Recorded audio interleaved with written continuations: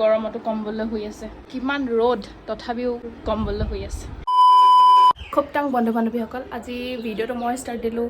মানে দাদাৰ পূৰা গা বেয়া হৈছে, জ্বৰ, পূৰা গা বিষ হৈছে। তো ভাবিলোঁ ভিডিঅ'টো মই ষ্টাৰ্ট দিওঁ। তাৰপিছত দাদা ইমান গৰমতো কম্বললৈ শুই আছে। পূৰা জ্বৰ ন? পূৰা এইফালে চব পূৰা কম্বললৈ শুই আছে। এইফালে কিমান ৰ'দ তথাপিও কম্বললৈ শুই আছে। ভাবি চাওক কিমান জ্বৰ হ'ব পাৰে। আগতে জ্বৰ হ'লে গা চা নিবিষায়, আজিকালি জ্বৰ হ'লে ইমান গা বিষায় ন? অঁ, পূৰা আজিকালি পূৰা গা বিষায়। এই কৰোণা বেজি লোৱাৰ পৰা একদম হয় চাগে। অঁ, কৰোণা বেজি আগতেতো জ্বৰ হ'লে ইমান নিবিষায় ন গা? নহয়, একো নহয় একদম। নৰ্মেল জ্বৰ হ'লেও একো নহয়, কিন্তু গা বিষ হ'লে বিৰাট কষ্ট দেই। এতিয়া অকণমান উঠিলোঁ, উঠি মেলি মানে পেৰাচিটামল এটা খাই দিলোঁ।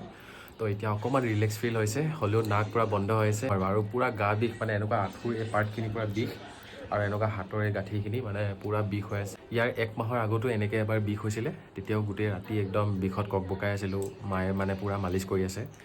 তো এইটো কিয় হৈছে কিন্তু আগতে এনেকৈ জ্বৰ হ'লে নহয়, কিন্তু এতিয়াহে এনেকুৱা হৈছে। জ্বৰটো মানে দুদিনৰ আগৰ পৰা হৈ আছিলে, কিন্তু মানে ডাইৰেক্টলি টেবলেট খোৱা নাছিলোঁ, যিহেতু মোৰ হাৰ্টৰ প্ৰব্লেম আছে। তো গতিকে মই মানে সেইটো কাৰণে ডক্টৰক মানে ক'লোঁ আৰু যে মই এনেকৈ বেমাৰ হৈছে বুলি। তেতিয়াহে ডক্টৰে এইটো ৰিকমেণ্ড কৰিলে।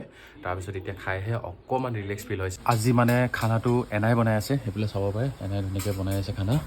তো মেক্সিমাম টাইম এনাই মানে মোক কেয়াৰ লৈ থাকে। মাও কেয়াৰ লৈ, এনেকুৱা নহয়। এইফালে একদম চিম্পল এটা চব্জি বনি আছে আজি। কি বনিছে না? জাতিলাও আৰু আলু। কিবা দিব নেকি? পাঁচফোৰণ দিলোঁ, জিৰা দিলোঁ, জলকীয়া। গৰম পানী খাই থাকিব মন যায়, মানে পূৰা একদম দেখিছে গৰম পানী। মানে গৰম পানীটো খাই থাকিলে ভাল লাগি গৈ থাকে, মানে অলপ ৰিলেক্স ফিল হৈ থাকে। কিন্তু মানে পানীও বেছি খাব নোৱাৰোঁ, যিহেতু মোৰ হাৰ্টৰ প্ৰব্লেম আছে, আপোনালোকে জানে। 2 লিটাৰতকৈ বেছি পানী মই নাখাওঁৱেই। তো এনেকুৱা গ্লাছৰ মানে 8 গ্লাছ টোটেল দিনটোত খাওঁ, মানে সেইটো কাৰণে বেছি পানীও খাব নোৱাৰি, কাৰণ গোটেই দিনটো চলিবলগীয়া হয়। এতিয়া দিনটোলৈকে মই কেইবা গ্লাছো খালোৱেই, সেইটো মানে বেছি খাবলৈও বেয়া। বহুত ৰেষ্ট্ৰিকশ্যন আছে মোৰ লাইফত।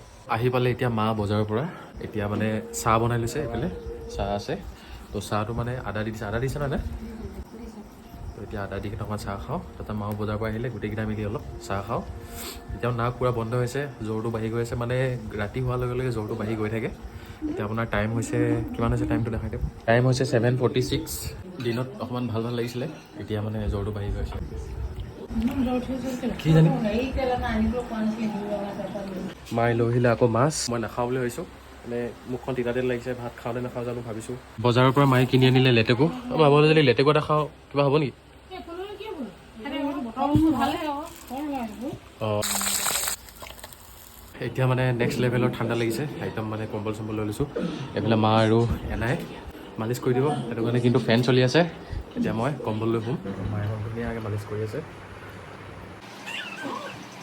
আজি মানে ভাত চাত নাখালোঁ, বহুত তিতা তিতা লাগিলে। বাৰু তেতিয়াহ'লে আজিলৈ মানে ধন্যবাদ থাকিল।